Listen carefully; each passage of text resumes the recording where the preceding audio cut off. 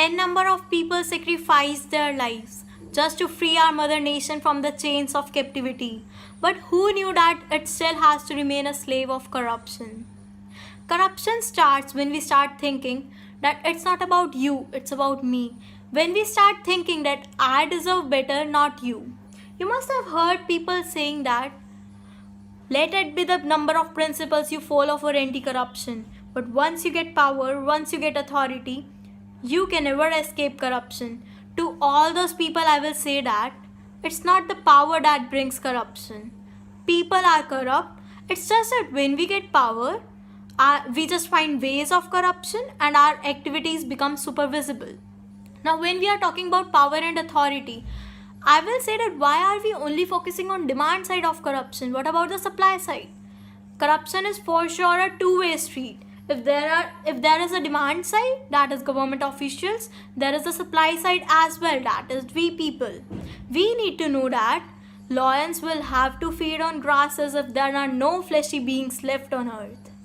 According to a research, 92% of Indians, either one way or the other, have paid bribe willingly. I accept the fact that our country is so populous. I accept it that constitution of our country, bureaucracy of our country is very complicated, and to get our work done here, we need to follow red tapeism everywhere. But that doesn't mean that we will find solutions for everything as money. Don't you think riches of our country, those who are so proud of their money, would have just paid some money to get their work done? And now when government officials are so habitual of all this, they have become so greedy that now when we have to get our work done, we just don't have to think what's the procedure involved. We have to think how much will it take. They have just forced us to think this way because we feel like without corruption our work won't be done. We just think, well, how much will it be? How much will it take? Don't you think that government has actually made so many rules and regulations related to everything? Hasn't it made any rule and regulation for corruption? Hasn't it made any law for corruption? It has made for sure. But when I ask you people that how many of the times you must have seen a live act of corruption in front of your eyes, there is no possibility that you won't have. But if I ask how many of times you just care to file a complaint against it? None. That's it.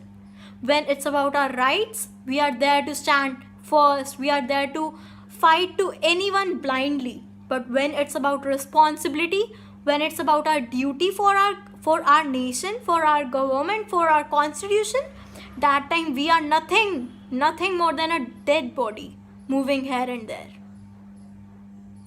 My dear friends, you need to know that corruption is an enemy of good governance. It's enemy of development, and government can't face it alone. It needs people. And until and unless each one of us is involved in it, until and unless each one of us join our hands, pledging that, forgetting all religions, all languages we speak, what is our status in society, forgetting all that, just remembering that we are Indians and we have to fight against any social evil it can be. If we have true spirit, true determination, then there is no power in this world that can betray us. Jai Hind.